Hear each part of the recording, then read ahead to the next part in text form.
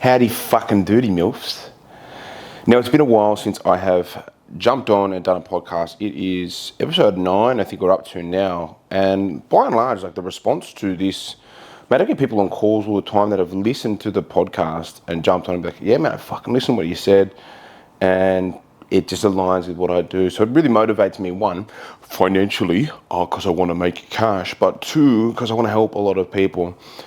And something that's like has become really, really clear to me these days is how much the drop dress sizes program that I run actually changes lives. I'm not talking in like a woo-woo sense. I'm not talking in like fucking grab your fucking crystals, gals, and let's get moving. We are out here really rewriting the story for how mums view health, exercise, and fat loss. Now, most of you have been bombarded with short-term stuff because I'm gonna tell you straight, you fucking want a shortcut. You want a shortcut. Do we all want shortcuts? Yes. Have I taken them? Yes. Okay? But were they the place, did they get me to the place where I can maintain a relatively lean physique year round? No. Right? Definitely did not.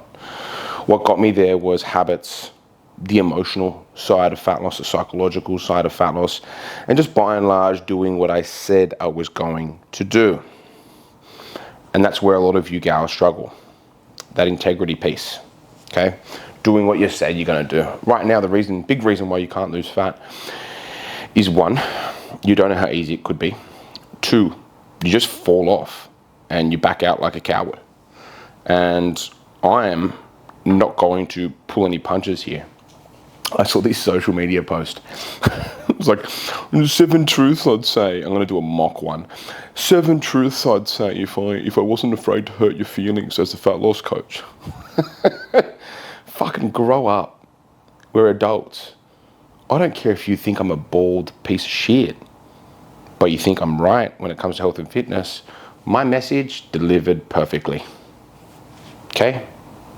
Do not care what you think about me, only care that you do what I say when it comes to this fat loss stuff, because I know that I got it right when it comes to mums and women and their approach to fat loss by and large, because I know it's just going to help. So I guess what I wanted to talk about today was not so much the impact of what I do, but the psychological journeys of fat loss. Now, this is something that a lot of people don't touch on. To be quite fucking honest, a lot of coaches don't have experience on. They don't talk about it. Me personally, studied psychology, got my degree in psychology, understand it. Now, did psychology in my degree, did that coach me and educate me on how I coach and educate others? No. Did it talk about sitting with your feelings? No, but it opened the doors for me to be able to understand research, opened the doors for me to be able to understand what's fucking actual woo-woo and what's actual data and what's actually going to make an impact on people's lives. And then my own experience, what actually works in the real world.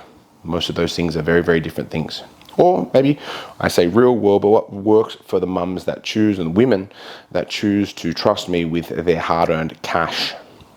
So the psychological approaches to fat loss. I'm going to give you some examples of my life and where things got chaotic for me when it came to food. It was in America maybe last year, and I flew over with all intentions to stay there, live there. And I got there and I felt really disjointed. Looking back on it now, I was just out of routine, and I didn't really have a strong North Star. And I didn't really have the funds to keep the good ship rolling. Like I was doing business, was doing okay, but it wasn't enough to really thrive over there. And so because my habits were out of whack, then I just started eating myself out of house and home. And I just felt very emotionally unwell there, very not at ease. And so as I was walking around there, my routine was out. I just started eating out of house and home. I'd finished the night with 2 tubs of Ben & Jerry's, you name it, I smashed it. But the reason why I did that is because, truth be told, when I was living with my family over there, I really struggled. My aunt was a really lovely person. My uncle was a really lovely person. But just however the home dynamic and living in somebody else's home, I didn't really feel like I had a home, and I felt displaced. It wasn't their fault. Beautiful people were the most supportive people ever. But I felt uncomfortable, so I started to eat my feelings. I wanted to avoid where I was. Now, a lot of you mums don't understand that this is the final boss when it comes to fat loss. Education and implementation. Count your calories, eat more veggies, eat high protein, have a treat every fucking now and then. Pretty simple shit, right? But the levels that there is to this game is learning how to sit on your hands and do fuck all when all you'd rather do is eat and drink. Now, I think by and large, there is I don't know if you've heard of this, but it's called Maslow's hierarchy of needs. I think like the first need is like food, shelter. Then the top need is essentially like self-actualization. And I very much agree with how this is with the health and fitness thing. So when a client comes to me and they're like, hey, I struggle with, I've just divorced my husband 2 months ago and fucking I want to join in a fat loss program. Probably won't take you on. I don't think you're going to be a good fit. I've turned away lots of people. Second person comes in, they're like, hey, life's looking pretty good. I'm a single mum though. Baby daddy's always causing drama. Blah, blah, blah, blah, blah, blah, blah, blah. Okay. That might be a cause for, I wouldn't ever reject somebody based on those premises, but I'm going to say, hey, look, red flag, that's going to cause some fucking issues. And until maybe that gets sorted, the fat loss stuff is going to be very challenging. On the emotional side, because you girls know that when the emotions get in play, the food comes next, just like mine did. And then there is, so that's like, I largely look at that as like structural lifestyle shit or life-based shit. Then the next layer that I look at is I definitely look at habits and behaviors. If you're a smoker, 9 times out of 10, I'll say no to you or find a way of finagling how to kick you out of the program. By and large, it kind of looks like me saying, yep, I can definitely help. And then sometimes I'm too much of a pussy to say it to their face. And then I'll cancel the call after the fact and just say, hey, I don't think it's a right fit, because I do a bunch of calls all day, every day. And sometimes I just don't feel like the confrontation. Some lady told me to get fucked one day on a call. It was really nice. And just, I CBF. So sometimes I like to backdoor it if I just don't think it's the right fit. And then, because let's face it, if they're smoking, that's the first order that's going to be the thing holding them back. So you've got your structural. Is life somewhat balanced? Cool, you can move on to the next level and start maybe looking at your food. But if baby daddy's a fuckwit or your husband's, talking down to you and he's an absolute fucking piece of work, that might cause some issues, but that by and large isn't the worst thing either. So that's okay. That I often find that you can maneuver past shitty husbands. Then it's single mum, baby daddy scenario, or if that is like this all the time, that can be uneasy ground. Then I look at cigarettes largely because if you can't learn to just sit still without smoking a dart, you're going to have problems with fat loss. And then when you go to quit the darts, you're going to just start overeating because that's all you know to self-soothe, right? And to avoid how you feel. Then I look at drinking. Now, by and large, drinking is okay. But again, it's the inability to sit with yourself and your feelings. So having been someone that's been sober for the last 10 months plus now, I think my 1 year date's coming up in October, which I'm really happy about. I've kind of learned through my own trial and error that there are certain stages and certain things that you have to hit, aka Maslow's hierarchy of needs, where you have to actually level up to then get to a place where then you can address the food and fat loss shit. Because if you're not in a stable place, and I'm finding this out firsthand, I'm in a hotel room at the moment in Dubai, and I'm essentially coming here, see what it's all about, see if I ever want to live here. I like the place, but essentially ATO's ramming my ass full of taxes, and so as I can live anywhere in the world, I kind of want to live somewhere where I don't have to pay a shitload of money in taxes. That means my staff can get paid better, that means I can get paid better, that means life can be better by and large, to a point. So anyway, long story long as to why I'm here.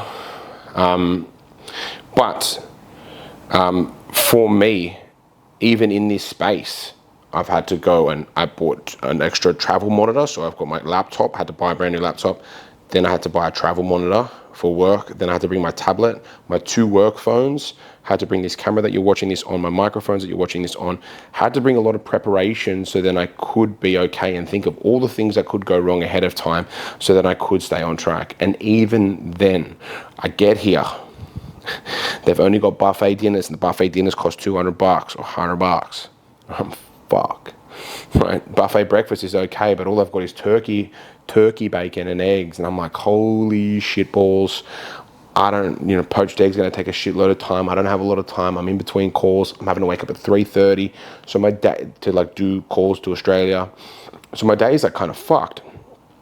And so I'm just trying to navigate. But even that's getting me back to my old ways. I was smashing a block of chocolate every night. I'm like, what am I fucking doing? Right? And unless you're stable, I'm still getting in gym sessions, mind you. So chill out. And my steps. But unless your shit's really, really stable, the initial part of your fat loss journey, I'm in shape. I'm not in the world's best shape that I've ever been. I'm trying to get there now. But unless you're in good nick and then you go traveling, or you're good nick, or let me rephrase that. If you're trying to endeavor to lose fat for the first time and you're not in good shape, right? You don't have good habits. You don't go to the gym regularly. I haven't missed a beat for the gym for fucking 17 years. If you don't have all that sort of stuff locked down, fat loss is going to become pretty tricky. Then you need to look at the emotional side of things, right? So even for me, sitting with my emotions in a fucking hotel room in the middle of buttfuck desert, which is just the wildest thing to me, even that's tricky for me, right? I don't know what to fucking do with my hands. I pick up Netflix. I get bored straight away. I probably should get some self-help books. I watch all the business coaching bullshit videos I can. And I'm just like, ugh, what do I do with my life? I don't have a car. There's a bunch of things. And so naturally, I'm a former fatty, like you gals, I go to eating. So I get a block of chocolate and a Kinder Bueno and I sit in the hotel room, I'm like, oh fuck, I'll smash that. And then 3 days in, after doing it repeatedly, I'm like, what am I doing? Who am I? Holy shit.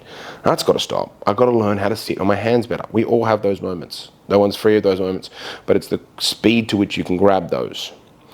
And so I guess what I'm trying to tell you gals is there's certain steps that you need to understand that the fat loss process will come whether or not you're aware of it.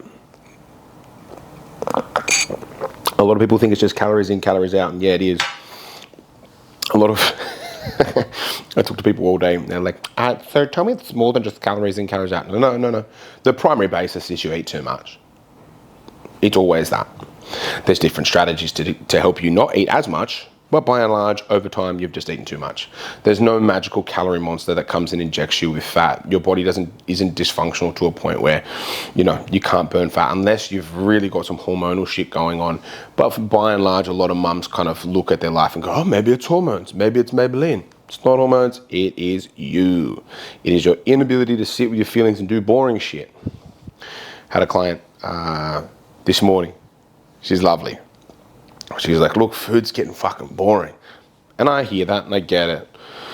But we don't largely think that the chaos that we used to live in before was boring. We don't go, oh, waking up and hating my life was boring. That's actually a really good point. I'm going to use that later. Nice.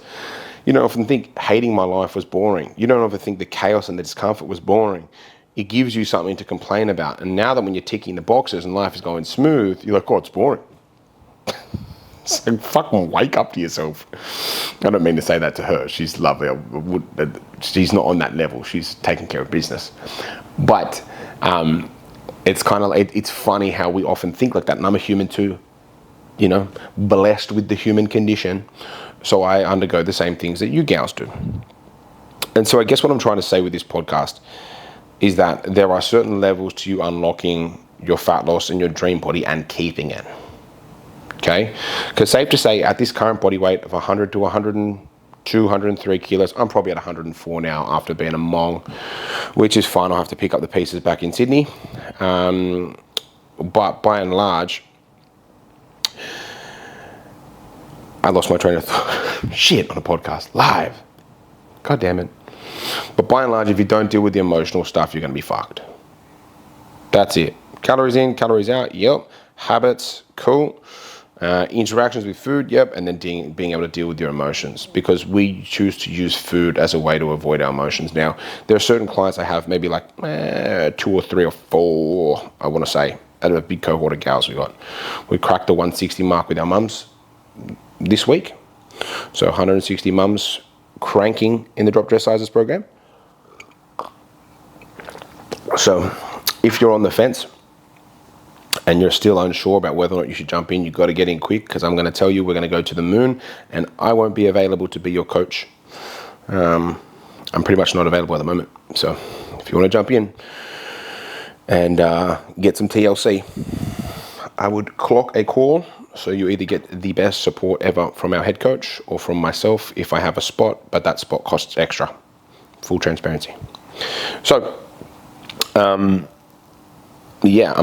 guess what I'm trying to say is the 3 clients and 4 clients that I have, they're at that level where fat loss, they've done the exercise, they've done the habits, they've done the shit, they know how to train, they done all that fucking boring shit that we've all done.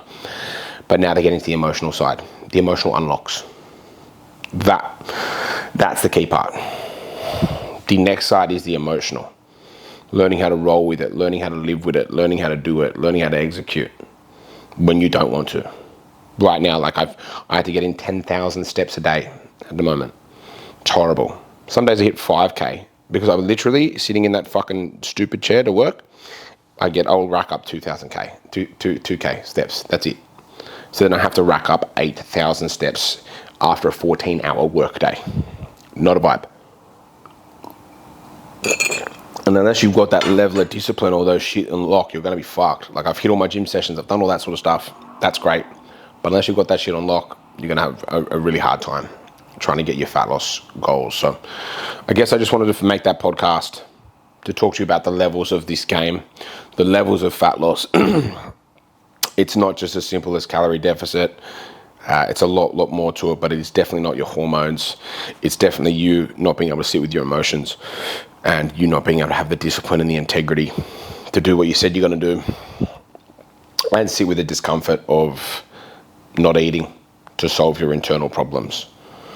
And I often find it's the learnings and the ways you grow as a person, it's sitting with that nightly discomfort. The reason why a lot of you mums will sit there and smash a pantry worth of food in the PM, because you don't want to sit with your life and the noise between your ears. The more comfortable you get sitting with the noise between your ears, the more at peace you get with that noise, with that voice, life becomes really good. I can tell you that for free. As someone that's traveling over the world, working, like getting it done, doing cool shit, the noise between your ears dies down a fair whack if you start sitting with yourself and being as quiet as you can. Now, some of you might be thinking, I've got kids, I can't. Bullshit. I know you dive into the party, Cassandra. Not you, Cass. You're my favorite. If you're listening. We don't have 2 Casses in the program. But I was just using Cassandra as a name. Sorry, babes. I know you eat after 9 p.m. I don't know a client's name that we don't have, to be fair, right now. I'm trying to go through the names and I'm like, fuck, there's 160. I know them all and I don't want to use one as an example, and I just did. Anyway, I know you're hiding in the bloody pantry. Dive and when the kids have gone to bed. So it's not a time-based thing, it's a you versus you based thing. And so the quicker you can sit between that with that noise, I can't do it for you, and that's not the recipe. That's not going to get you skinny. It's those tiered things of fat loss. First thing, structure. Is life okay or is shit chaotic? Cool. Then your habits are in line. You're not a smoker. You're not binge drinking all the weekends. You're not a bit of a fucking mess of a human. Level 3, cool. We address the food stuff. Calories in, calories out. Fantastic. Then 4 or wherever the fuck.